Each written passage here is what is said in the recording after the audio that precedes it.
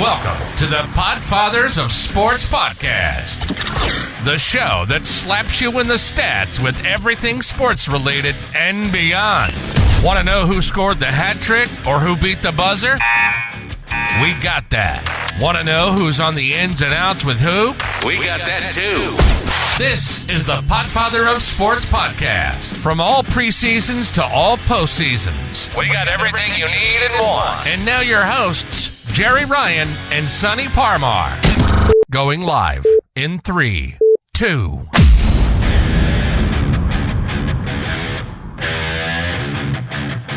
Welcome to the PodFathers of Sports Podcast, episode number 3. And we got quite a show for you guys today.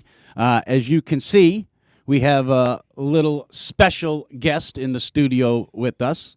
In more ways than one. Isn't that right, Mikey? Always small. This is my good friend, Michael Avery. And, Michael, can you stand up for the folks so they can see exactly? Oh, yeah, absolutely. He may need some help. Maybe we should put him on the table. I think we're good. No. So, how tall are you, Michael? I'm 4 even. 4 foot even. So, I'm thinking life for you probably hasn't been easy growing up, right? A lot of things you can't do that the rest of us can do. What do you mean growing up? Well, he's going to fucking start already. Look at this. Okay, so before anybody starts to get any ideas that we're trying to do some kind of gimmicks and shit like that, or we're trying to be like Beetlejuice and Howard Stern, we're not. Me and this gentleman right here have been friends for a dozen years now. Is that correct? Yeah. Yep. It's been a long time. Yeah, 12 years. We met at a hardware store in Bradenton, Florida. I'll tell you how we met. So I was managing there. You're going to love this, Tyler, because you're in retail.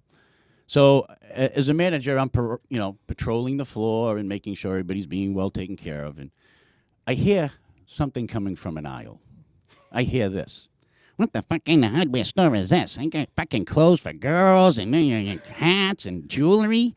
I mean, what the fuck kind of hardware store is this? Seriously. Sounds like you. And I'm like, Jesus Christ, who the fuck is this? So I go walking down towards the aisle where I hear this voice coming from. And I see one of my associates who's working there. And he's all that I see. But I still hear this voice saying, this fucking place, this ain't nothing like I've ever seen. They don't have stores like this in New York. And I'm like, what the fuck? Where is this voice coming from? So I walk over to the next aisle. There's nobody down there. No, nobody down there. So I go walking back to where the associate was standing, and he moves to the left a little bit. And I see this little guy standing there. So, of course, I'm like, holy shit, look at this character. I'm like, I got to go see what this guy's all about.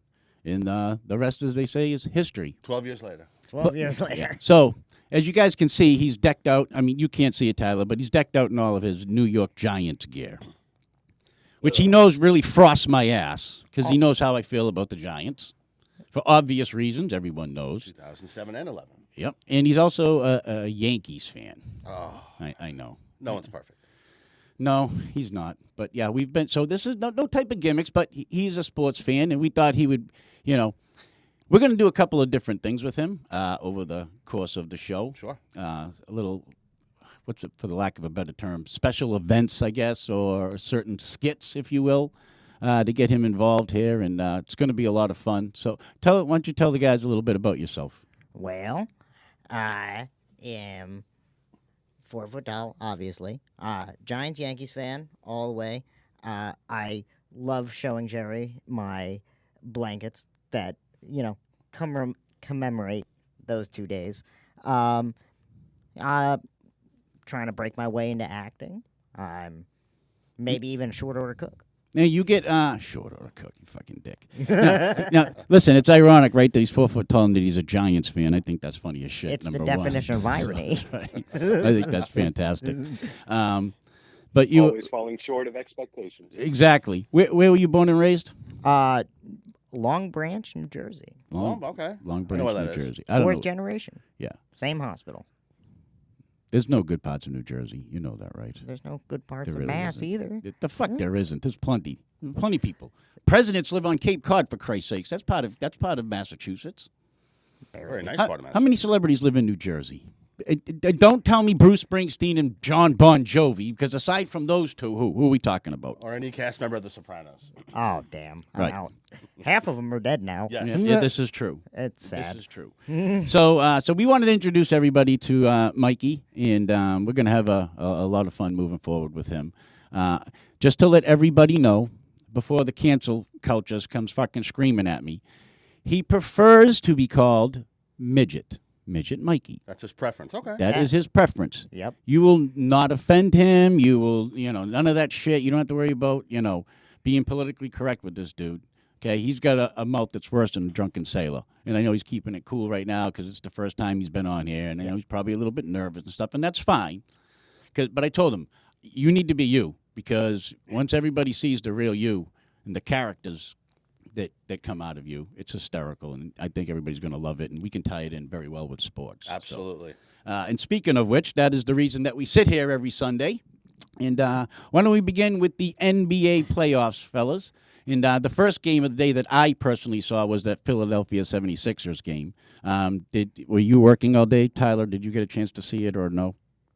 I was working all day. I haven't really had a big opportunity to watch much of the NBA. All my time's been dedicated to the Rays, to be completely honest. Yep, as it should be, 13-0, Fair which we'll get to very shortly.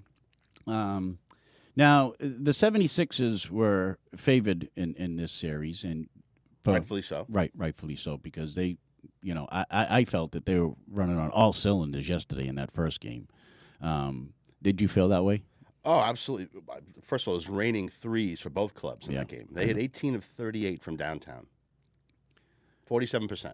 Yep. And moving forward to the Celtics and the Hawks game, to me, that was the downfall of the Hawks against the Celtics. They couldn't hit anything. They were like 0 for 11 from three, like to start out with, I think it was. And, of course, the crowd there at the Garden was into it, and Jaylen Brown was Jaylen Brown, and Jason Tatum was Jason Tatum, and they just dominated that first half of that game. I thought both games were really dominated by the Sixers and the Celtics, and I think both of those teams are going to be moving forward out of round one. I don't really see Atlanta or Brooklyn really putting up that much of a fight against these two Not teams. at all, especially Atlanta. I mean, the Celtics are one of those rare teams. They're good offensively and defensively. Pretty much equal. Yeah. Both. They're better, and they're better than they were last year. No question. They're deeper than they were last year. Injuries are always a concern, but they're a concern for every team. Now, I do think it's going to be very difficult for them to beat that Milwaukee Bucks team. Get there first. Yeah. Especially if they stay healthy. If they stay healthy, they're going to be tough to beat. But we'll see moving forward. I think a sleeper in the NBA playoffs that everybody should be looking out for, as much as this fucking pains me to say, Here we go. is LeBron James and the L.A. Lakers. I thought you were going to mention my Knicks. Them. They've had the best record since the All-Star break. 2-10 start, and they finished 10 games over 500. Yeah. You disagree with me, Tyler, don't you? Man, I don't give a shit who wins the NBA playoffs as long as it's not LeBitch. Yeah. I mean, this guy. Tell us how you really feel. He could go one-on-one with Midget Mikey over there, and if Mikey makes one little move and makes even the slightest little contact, even LeBron's big old flopping ass is going to fall over and act. He is such a soft motherfucker. I am so sick of LeBron James. Yeah, I'm with you. Wow. Listen, nobody's fucking more Fighting words. Sonny knows. I bitched about him. By the way, let's have this conversation right the fuck now since we brought him up, okay? LeBron James is not a top 5 all-time NBA player. Don't give me this shit that he is because of how many fucking points he scored. I disagree. I would take Magic Johnson, Larry Bird, Michael Jordan. That's what, 3 or 4 right there alone that you would take before him. Okay, I wouldn't take Bird over him. No disrespect to Bird. You wouldn't take Larry Bird over him? Why not? Why wouldn't you?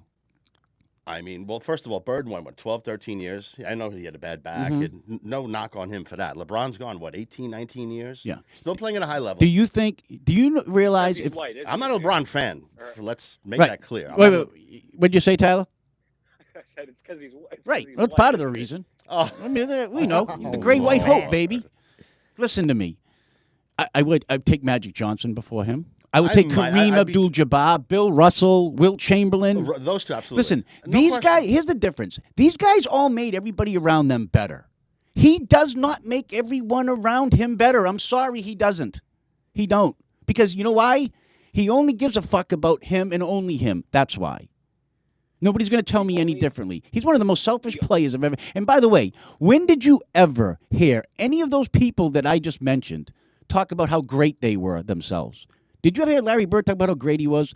Michael Jordan, Magic Johnson, Kareem. No. They always let everybody else talk about how great they were. It's the same thing for Tom Brady and Peyton Manning. If you try to call them the GOAT, they fucking play it down. They don't want to hear it. They don't want to have no part of that conversation. Brady especially, Now, yeah. maybe deep down inside when they're sitting around with their boys, they say, you know what? I am the fucking greatest. And I know I'm the fucking greatest. Or maybe they say that to their significant other. But you can't go on ESPN constantly. And like you were saying, Tyler, bitch and complain about everything, and then bitch and complain about more, that you're not getting the respect you feel you should get because you scored 38,000 points. Well, that's because, for a lot of those games, you really didn't have anybody else. Especially all those years in Cleveland, remember? He was the only one doing anything. He also gets a head start, and I know the game's different, right out of high school. Exactly. To accumulate points. Right, like Kobe did. Jabbar, I think, went 4 years Right. at UCLA. That's another reason. So you have to factor that in. You know when I started fucking hating him? Is when he stole, literally, from Kobe Bryant. When he sat there with Jim Gray and that smug fucking look on his face in that chair and told everybody, I'm taking my talents to South Beach. With that ridiculous shirt Yeah, on. right.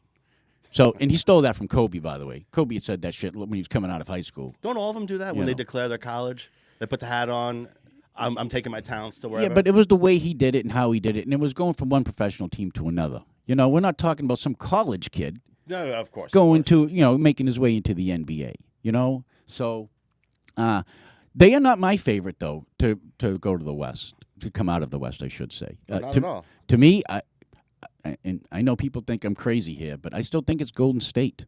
I'm sorry, I do. They're the defending Western champions, and they don't give a shit about the regular season. I keep trying to tell this to people. Go look, man. They don't care about the regular season. They just care about getting into the playoffs. And when it's playoff time, they just turn into a different animal come playoff time. I had a wild one last night in Sacramento. Didn't Sacramento Right. just get their first playoff win in like 17 years against them? They did. They did. They did. Yep, they did. And I like the Sacramento team, but I think Golden State's going to be a little too much. Now, I could be wrong. I don't claim to be some NBA expert, know all, be all, but I know what I see, and I know what history tells me. They're the experienced team. They are. The new kid on the block is Sacramento. Yeah. No question. Yeah, but Sacramento is You know what good. it is, Jerry? I think I just hate the Western Conference because if there's anyone in the NBA that I hate even remotely as much as LeBron James, it's Draymond Green.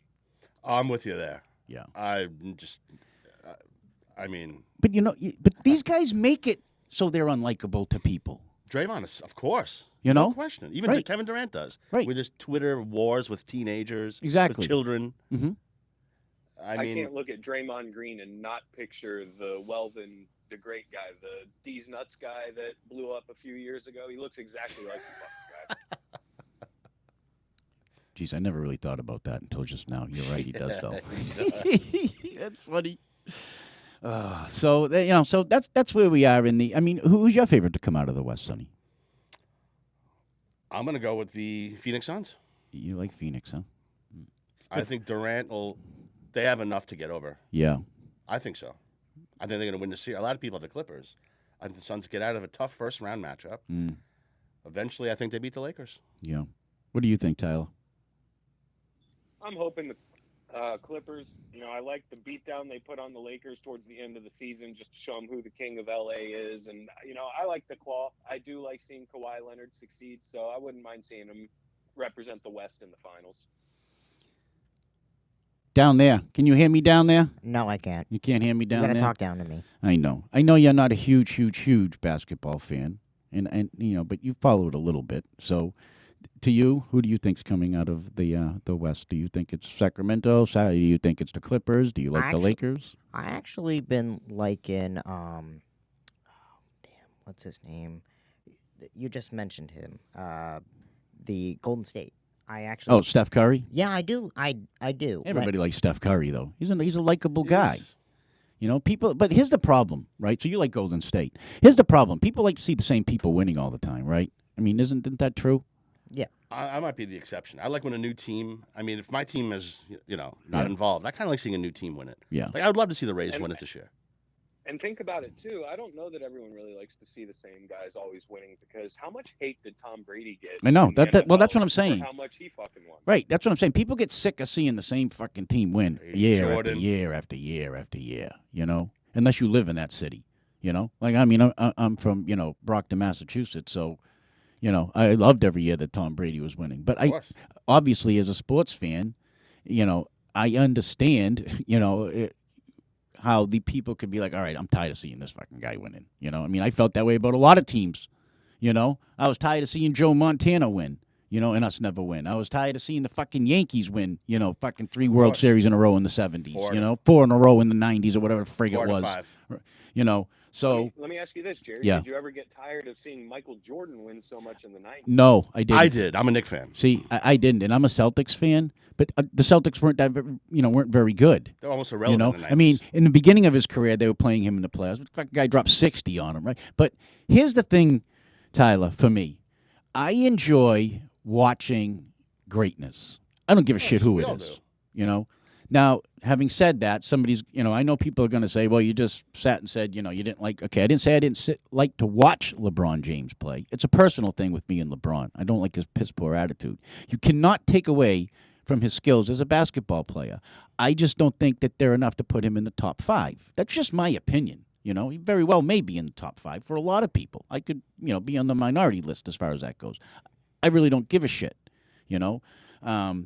So I just enjoy watching greatness, you know, as much as, you know, and it's easy to say this because I didn't despise Peyton Manning, but he was always Tom Brady's, you know, rival, so to speak, right? And you know, and I wanted, you know, not Tom Brady just to win Super Bowls, but I wanted him to have records, you know, and it just seemed like, you know, Peyton Manning was always throwing more touchdowns than him, getting more yardage than him, but the difference at the end of every season was Brady was holding up the fucking hardware, Yes. Peyton wasn't. But I enjoy watching greatness, Tyler. So I don't mind, you know, me personally, if somebody's great, you know, I don't mind watching them win 3, 4, 5 Super Bowls or World Series titles or whatever it is in a row. I'm okay with that. I'm a Dolphin fan. I loved watching Brady play. Yeah. It was a pleasure watching Brady. 2 decades. Yeah. As long as he wasn't beating up my Giants, I was okay. I was okay. When I got to see my big blue put his ass on the ground, I always knew Jerry was probably screaming at the screen. When David Tyree made that grab with his helmet, I'm pretty certain. Listen, Jerry made it work, I if you think. love that catch, and for the Oh, no longest wonder. time, for the longest time, I had the newspaper clipping like hung up, and I was a kid when that, so like it was like little thumbtacks and stuff like that, but I still think that was like 1 in a million. He shouldn't have had that. Of course he Well, should. they should have shouldn't gotten to Eli Manning, but Yeah. that's another story. Oh, I'm sure he doesn't want to rehash this further. No, Oh, I no. really don't. I'm having a pretty good he's sti- fucking Sunday he's until still this came up. He's still salty. Besides, we were talking about basketball. I somehow see this is what he fucking does. He does this shit to me all the time. I'll be talking about music, and then all of a sudden he brings up some fucking thing about the Yankees that he knows is going to piss me off, right? But then all I have to do is to shut him down and say, well, we know what the biggest collapse in sports history was, though, don't we? It was What? when the Yankees were up 3-0 against the Red Sox, and the Red Sox came back to win 4 straight against them in 2004. That's the greatest comeback in sports history. Fucking period. End of story. And I'm going to tell you something else, too, about your Yankees. All your fucking championships mostly came in the fucking 20s, 30s, and 50s, okay? You haven't won one in 14 fucking years, for one thing. Red Sox have won 2 since then, just in case you fucking forgot. Well, it's And as about far as time the to catch up. Giants go, those 2 Super Bowls, that shit will never happen again. Never. Eli Manning is not a good fucking quarterback. He's going to go into the Hall of Fame because he won 2 rings. Because of those 2 nights, Right. And that's his- going to get him in. And his last name. Yes. And his Well, last that name. helps. Of course. Yeah. Of course that helps. Do I think he's a slam dunk Hall of Famer? If you look at his stats, no. Half the time he didn't make the playoffs. Yeah. It's a team game. I'm not going to blame Eli. Yeah. But if you look at his stats, do they scream out Hall of Fame? No. I don't think that. Those 2 rings are getting him in. Yeah. And his last And name. the defense is what got him those championships. See, listen, Strahan with the first one. Absolutely. Yeah. See, I liked Eli when he was good, like when he was actually doing good. Like most of the time, I'd be screaming at the screen, like, "Come on, Eli, what are you doing?" That's because you're used to watching his brother, who was so much fucking far better in a way know. than him. To You this day, figure they're brothers. I mean, he should have some of the same similar traits. to they this can be day, complete opposites. the Giants would be a way better team if they had Peyton. Yeah, but they got to. I'm telling you right now, Danny Dimes that they have right now, he's better than Eli Manning. You think Okay, so? Daniel Jones is We'll better than find Eli out in the Manning. next Oh, couple yeah. of years, but You disagree with me, Tyler? I like do. Jones. I actually do. I think Daniel Jones has a lot more to prove before I'm going to say he's better than Eli Manning. And not just He has in to prove a terms lot of more Super this Bowls. year. He's good. This is a big telling year coming up for him. But Okay, well, I'll say this. speaking of Eli, I do want to ask you, of Hall of Fame eligible quarterbacks, who is the only other one that has 2 Super Bowls that's not in the Hall of Fame? Well, Roethlisberger will be. Who has 2 that's not in the Hall of Fame? Let's see. He's got to be a backup somewhere. Nope. Hold on. It's not Joe Theismann. It is. I don't know. I'd have to pull up the fucking Google machine. I'm first trying to think of teams that have more than 1 Super Bowl. I can tell you right now, I'm shocked Midget Mikey doesn't know it. Phil Simms. Phil Simms? That is correct. Oh, wow. I was going to say either Phil Simms or Jeff Hostetler. I couldn't remember People Hostetler. forget Simms because he didn't play in the second Super Bowl because he was hurt. Right. But he was on the roster. He played most of the season. Yeah. So, I mean, listen, when it comes to the Hall of Fame, all the Hall of Fames, you can sit here and debate who should be in and who shouldn't be in, why they keep certain guys out. Like, it's ludicrous to me that Barry Bonds and Roger Clemens and those guys are not in the Baseball Hall of Fame. They absolutely belong in the fucking Hall of Fame. They just do. Don't give me this shit that they were fucking cheating, okay? Everybody in the fucking league was cheating then. Everybody. They were throwing the pitchers. Roger Clemens was throwing the guys that were juicing just as much as him, and he was still fucking striking them out, number one. Number two, if those guys hadn't fucking juiced, they still would have been Hall of Famers. It's how you view it. Me, I'm old school. Okay, so what? You want to keep people out of the Hall of Fame if they're not a good fucking person because he juiced up a little bit, he cheated? What about, you know how many fucking guys are in the Hall of Fame right now that took different kind of steroids way back in the fucking 30s and 40s and shit? All kinds of people. And there are all kinds of despicable people, by the way, as human beings that are in the Hall of Fame, too. So I don't want to hear that shit either about how they are in their personal life. That's a separate thing. The personal life and steroids are 2 different things. It should be what they did on the field. And you want to put an asterisk next to his name? I don't give a shit. Good. Put an asterisk next to his name. But for that era, okay, because baseball is all about eras. People don't really want to think about that. But, there's the, post-war era of baseball, and then the after-war era of baseball, and then, so on and so forth. Then they had the strike years in the 80s, which was a fucking disaster. Baseball lost a lot of fans then.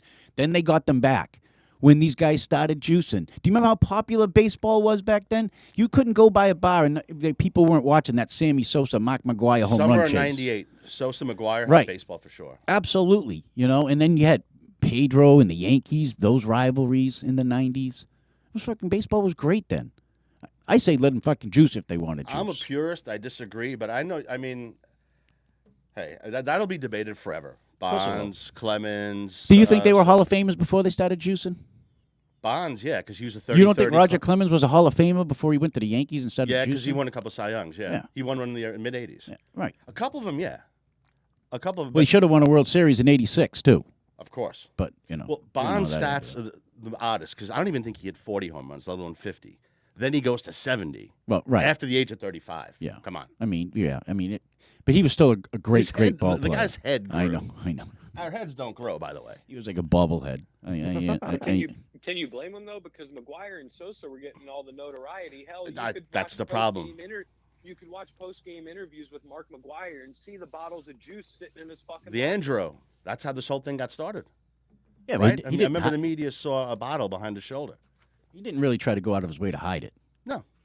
And, he did it to further his career, to help him through injuries. Listen, I can only go by what these guys fucking tell us, right? Whether it's the truth or not, it's another story.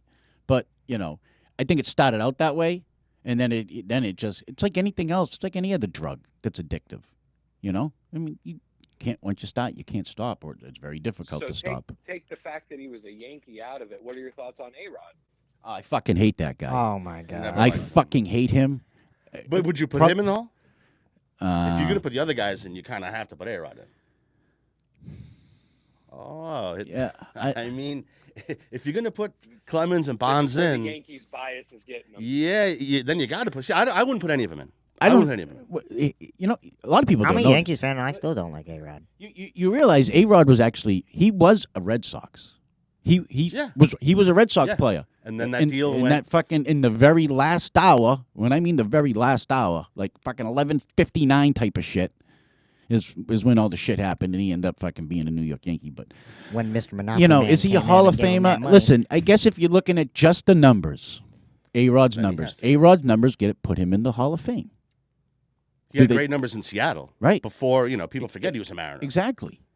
Right. So yeah. And isn't that your whole argument? That they should be judged by what they did on the Yes, field? I do. But you're asking me about a New York fucking Yankee, and I'm Yes, going to tell you indeed. all of them Good job, Tyler. for the exception of Mariano Rivera. None of them should go in the fucking Hall of Fame. Fuck them.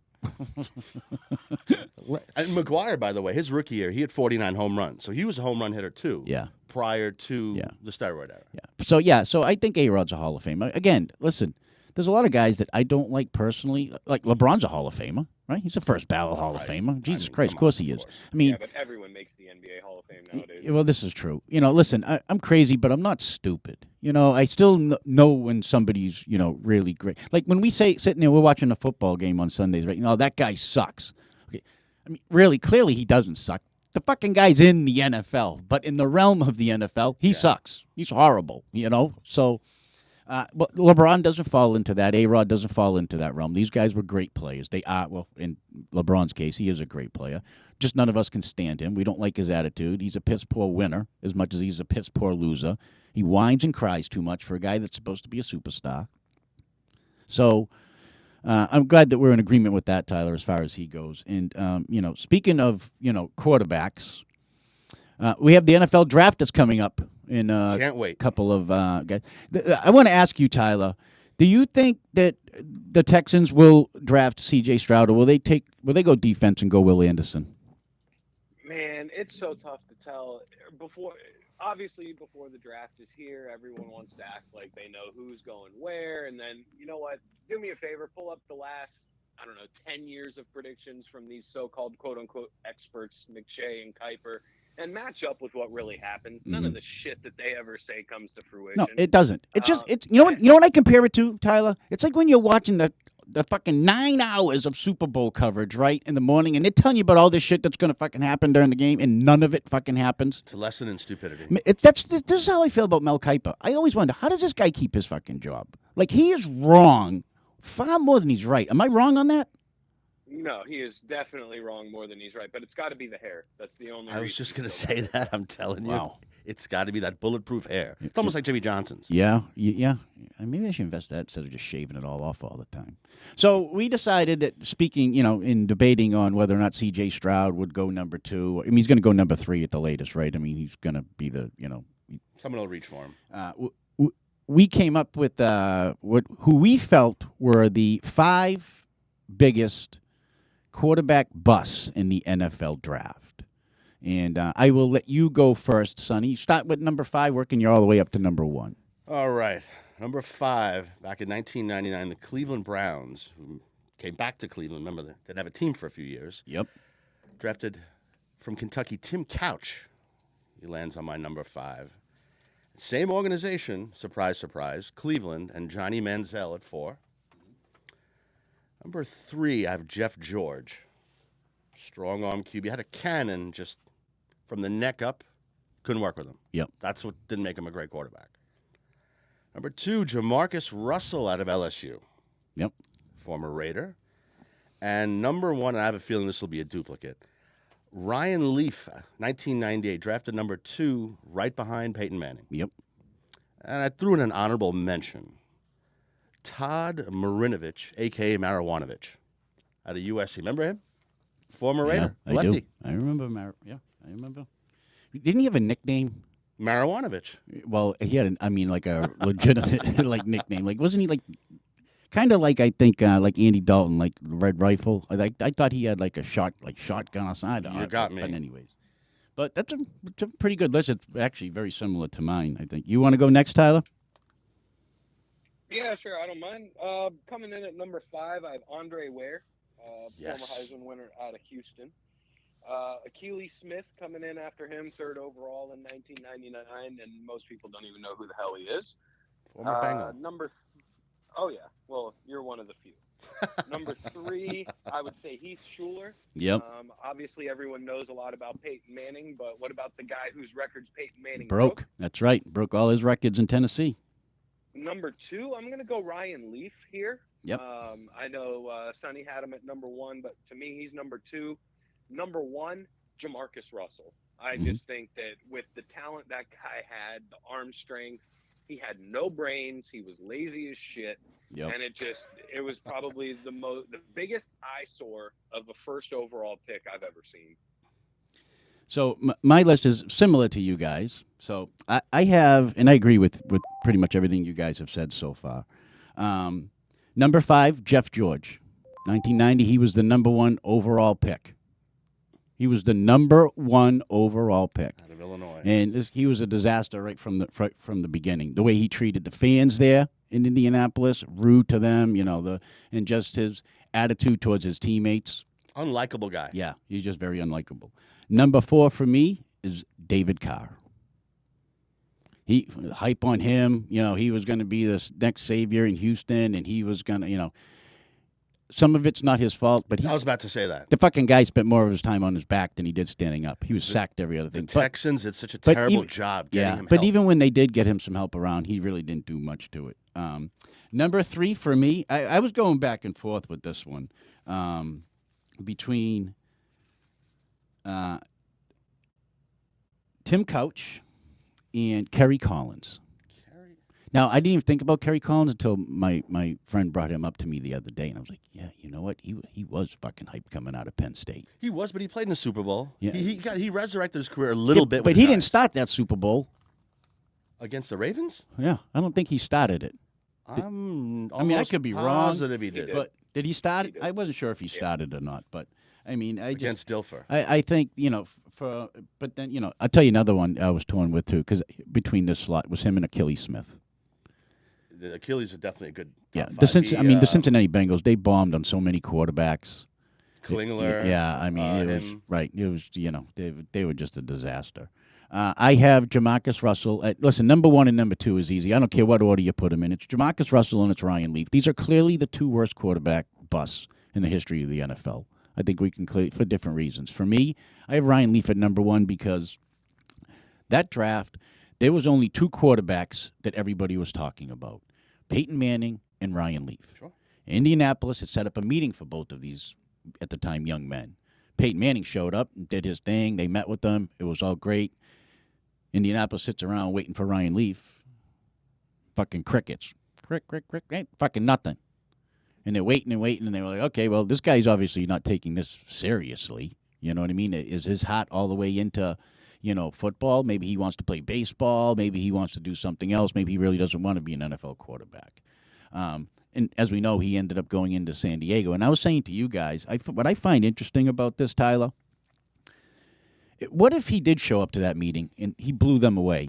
Just his personality blew them away. And they decided that, he's our guy. We're going to take him. And Peyton Manning ends up falling to San Diego. That would change the landscape for San Diego in so many ways, because like I brought up to you before. And the Giants. Right, and the Giants. Because if you think about if Peyton Manning had gone to San Diego, chances are that Eli would have ended up going to San Diego and following in his brother's footsteps. He could have finished where, how many people can say I followed my brother on a team? Well, it wouldn't have only changed the landscape for those teams. It would have changed the landscape of the whole NFL. Because Sure. if you think about it, Tom Brady wouldn't have had to go San against Peyton Diego- Manning, right? Right. If he goes to San Diego, do we ever see Drew Brees be as successful as he was? Right. I don't think you would have seen Eli go to San Diego, though, because Manning still would have been in, year 6, 7? I don't know what the age difference is between both brothers. Yeah. You know what I'm saying? Well, a lot can, but what I'm saying, my main point is this, is that I don't think, Archie Manning would have been so fast to say to San Diego, screw you, my kid's not going to that fucking organization. You guys are a fucking disaster. That always bothered me, the involvement. I mean, a 22-year-old young man's getting drafted in the NFL.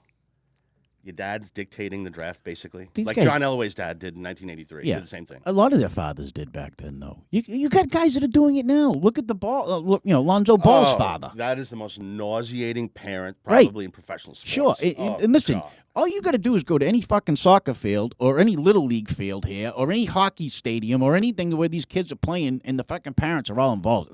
I hear this and I get it because my brother's got 2 teenage girls that are in, play sports. They play basketball and they play soccer.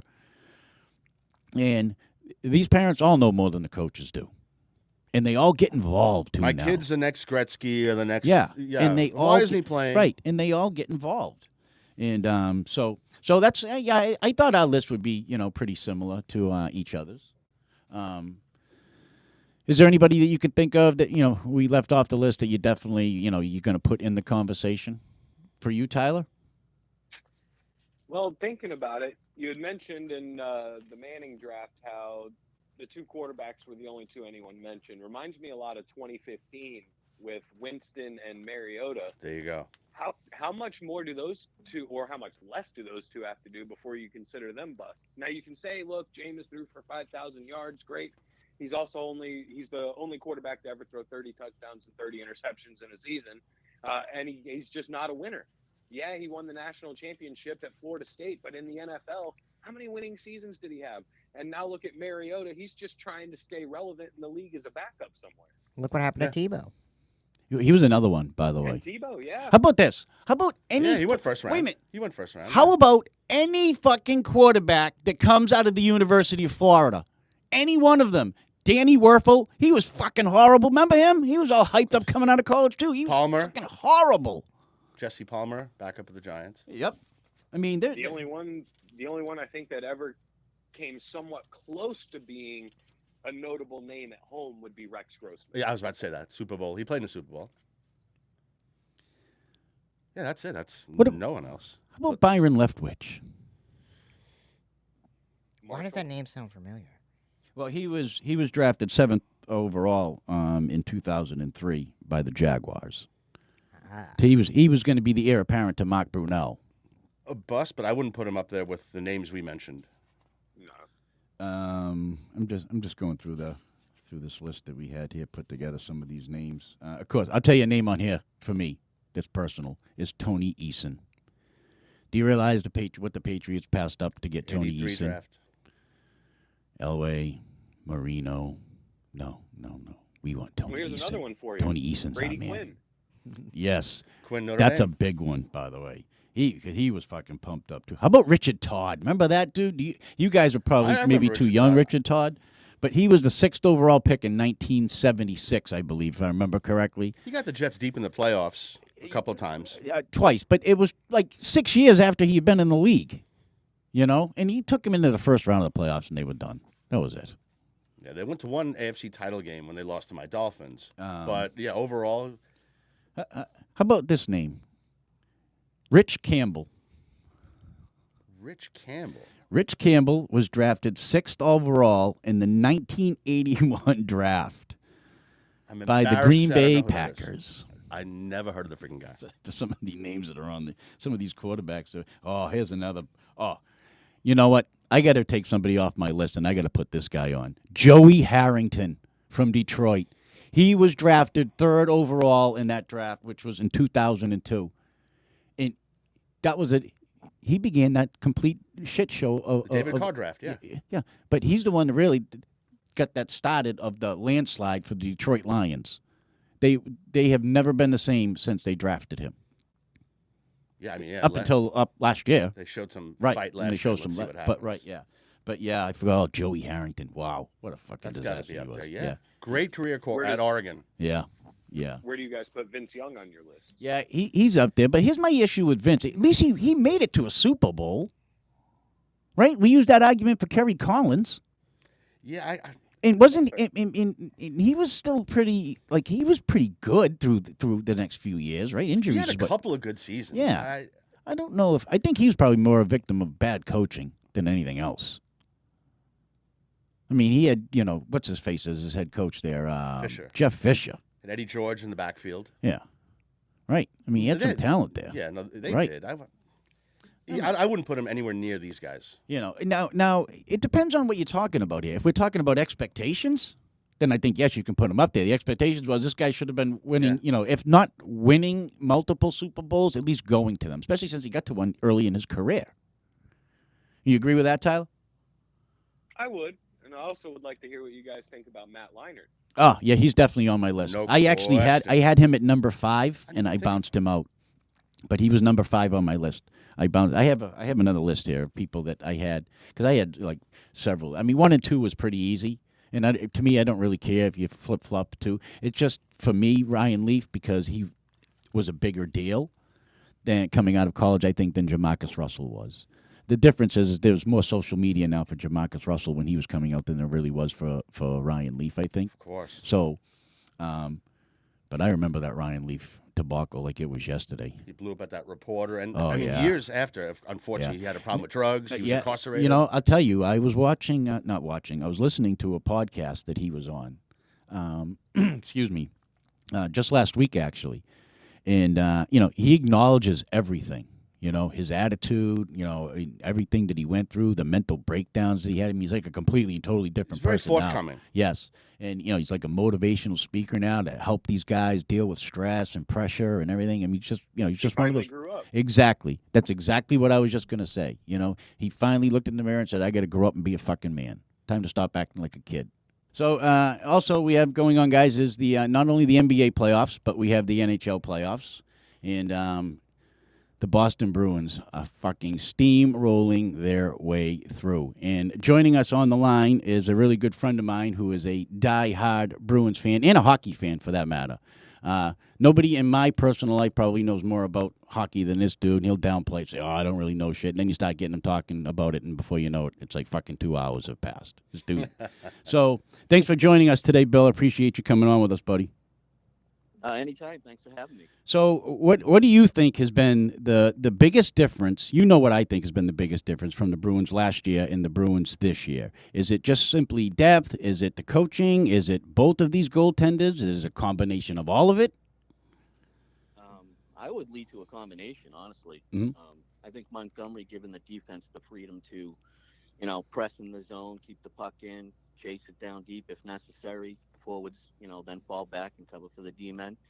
That just, I don't know, it's like a more inclusive team. Everybody gets a piece of that offense, and I think that makes this team more explosive. I agree with you. You know what's funny to me is, and I'm guilty of this. I'm going to be the first one to say I'm guilty of this. The beginning of the season, you know, I thought they were going to struggle. They were missing Brad Marchand, Charlie McAvoy, and yet they come out of the gate and they start out 23-0. They went their first 14 games at the Garden in a row. They just came out like gangbusters. I didn't think they'd even be close. Did the Bruins make the best moves at the trade deadline? Did Don Sweeney make the best moves? I believe so, my opinion. You know, a lot of people they're saying Florida's going to put up a bit of a fight. Offensively, Florida's right there with us. They only scored 15 goals less than the Bruins did during the regular season. However, we only gave up about 96 less. Mm-hmm. So the defense and the goaltending is going to play huge in this series. They have their backup goaltender, and let's see if Bobrovsky plays. Well, you know, another thing is we played Florida all 4 times before the trade deadline. Yep. So they're not facing the same team. True. Yes, I was thinking. You know, Good point. I didn't even realize that. By the way, Bill, last night until late last night when I was reading up on some stuff, I'm like, damn, they didn't play them out until after, like, all before the trade. Yeah, before the trade. Yeah, before the trade deadline. 28th. Yep. Yeah. And the trade deadline was 3-3. So those additions, Florida better be ready. Yeah. You know, and I know that, you know, they say that you can't take the regular season into the postseason, but when you're playing a series like this, I want people to keep in mind, they had consecutive regulation losses once all season. It's an 82-game season, okay? Their longest winless streak was 3 games. That also only happened once. You know, they dashed to the finish line by winning 26 of their last 30 games. You want to talk about you want to go into the playoffs on an up note. I mean, you don't get much better than that. To me, it's reminiscent of like a 1980s Edmonton Oilers type teteam. Yeah. I mean, I don't know if they'll go the longevity. Mm-hmm. You know, it's hard to keep teams together these days. Yeah. But as far as dominance this year, it's incredible. Yeah. Well, it was a good start by Sweeney signing Pasternak to an 8-year deal. Now, Bill, I want to ask you, do you think they'll come to long-term deals with these guys that they acquired at the trade deadline? You know, Hathaways and the rest of them? I think that remains to be seen. I mean, I know when you're a part of a team like this, it doesn't happen often. The team seems pretty tightly knit. They seem like they're really good friends. They enjoy going to battle with each other. But on the other hand, money talks. I'll be honest, I don't know what they're going to have for salary cap next year. I heard it's going up again, but Yep. we'll see what happens. Yeah. I think they can retain a lot of these players. They signed Zaka. He's here for 4 years. Yep. Honestly, what other team could play Bertuzzi and Hall on a third line? We were talking about this last night. Depth. Their third and fourth line. Better than half the leagues. Yes. Insane. Right. I mean, when I'm talking to people, because I get everybody breaking my fucking balls about the President's Trophy curse, and especially the Tampa Lightning fans here. And I'm like, listen, I'm going to tell you the difference between I don't this. believe in curses. I'll tell you the difference between, well, you know how we feel about curses in Boston anyways. I do. We talked about this numerous times. I do. Don't you start over there with your Giants gear on, you little fuck. You just be quiet. Just be quiet for this segment. The adults are talking right now. Let us finish. So, the play of DeBrusque, to me, has been really, really, really huge for them, Bill. I really think that he has been the extra man, if you will, and Hathaway, Lindholm. Lindholm's another one. Career year this year, brother. Career year. Yeah, a lot of armchair GMs, they want to bash Sweeney because he doesn't have the greatest, history in drafting. But how can you argue with the pickups he makes? Yeah, trade-wise. you really can't. It's insane. He brings in Lindholm last year. This year, Orlov, Hathaway, Bertuzzi. That's my It favorite goes pickup. On and on. Re-signing Pasternak. Bertuzzi's my favorite signing pickup. Zaka. I remember when his dad played for the Islanders. Bertuzzi's? We're aging ourselves now, but Yeah, that's all right. I agree with you, and I've told you this before, Bill. Because Bill also obviously is also from New England, same as me. He's in Massachusetts. I couldn't I tell. think he's the best general manager that we have in the city right now. I know people are going to want to debate that between him and Brad Stevens with the Celtics. I think they're clearly the two best, but I think it's Sweeney because I think he set them up the best for the long term. I really do. 2 goaltenders.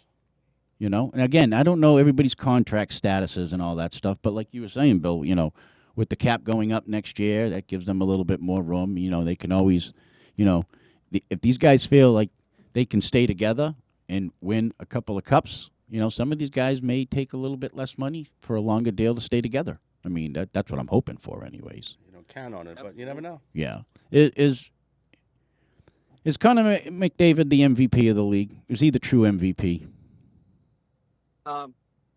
Honestly, I love the Bruins to death, but you can't give it to Pasta over him. No, you can't. Pasta finished with 113 points. This guy's cleared 150. Yeah. Let's be honest. You can't be No that brainer. much of a homer. I agree. He's the best player in hockey. He's fun to watch too, man. He really is. He really is. Who is their biggest challenge in this postseason, Bill?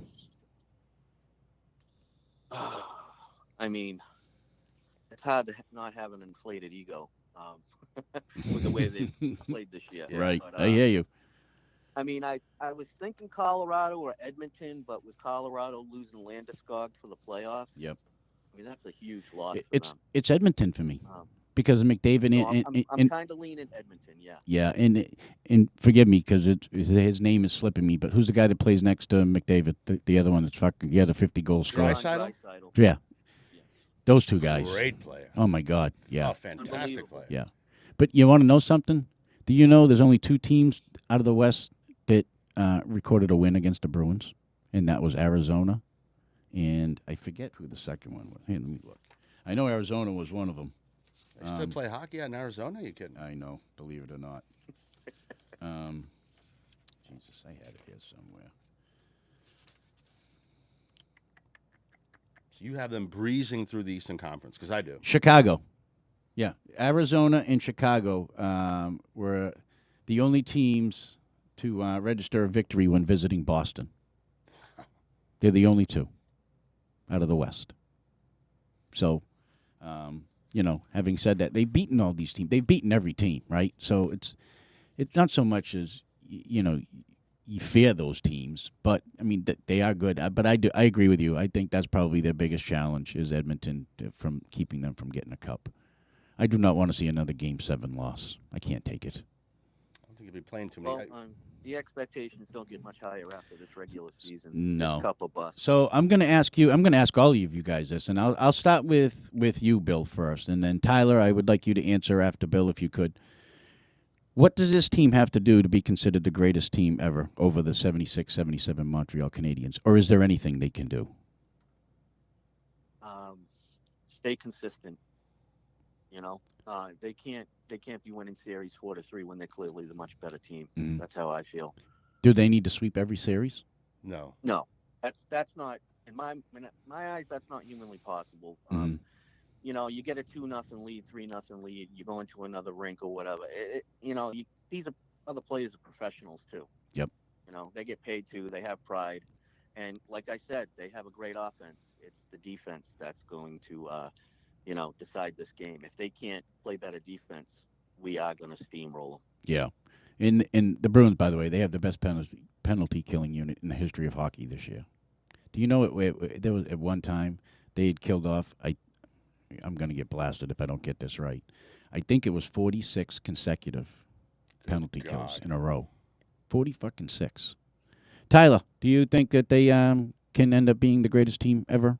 Is there anything they can do to be considered that?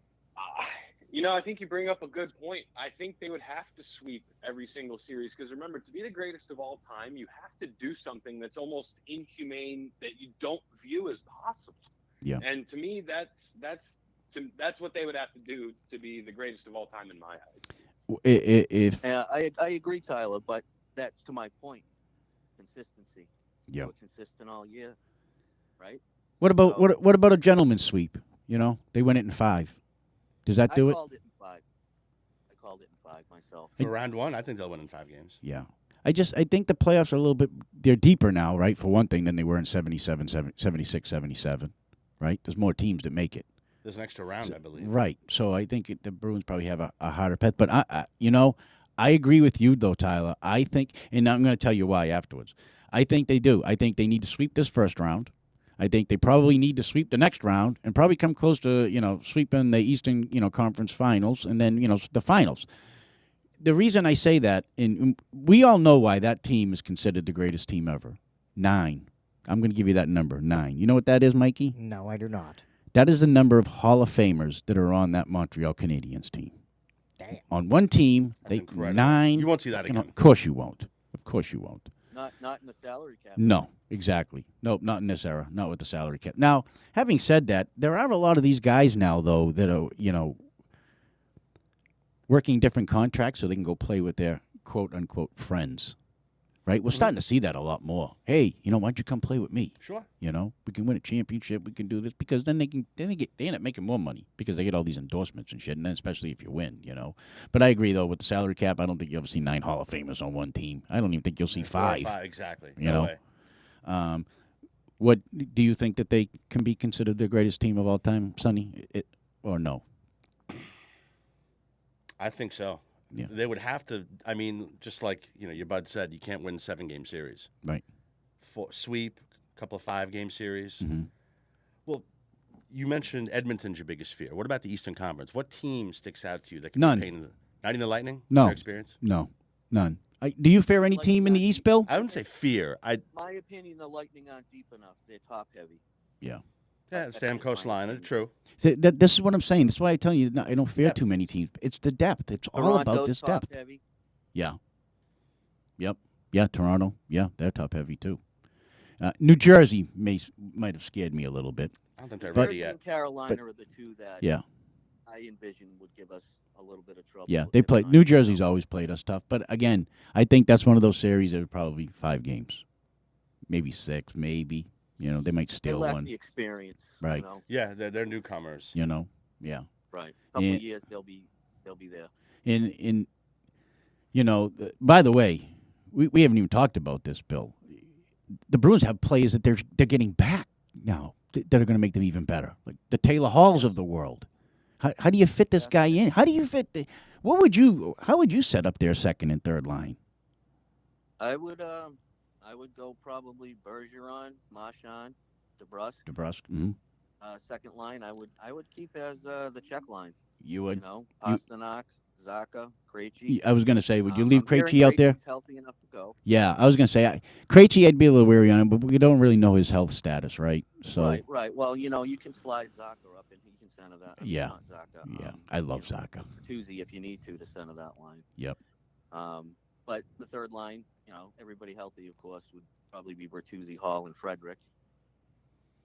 And then the last line would be what they've been rolling out there: Hathaway, Rear, Yep. and Noshik. Noshik. Yep. Is he hurt though? Isn't Noshik hurt? He's banged up, but they're saying he'll be back from what I'm hearing. Okay. So, Good stuff. I mean, we'll keep an eye on that. The game's, tomorrow night anyways. First game one's tomorrow. There's another thing. Foligno's supposed to be close, and he brings a lot of leadership. Yes, he does. So that experience might we were have to talking work about him in earlier. there, too. Yep, that experience we were talking about earlier that you need in the postseason.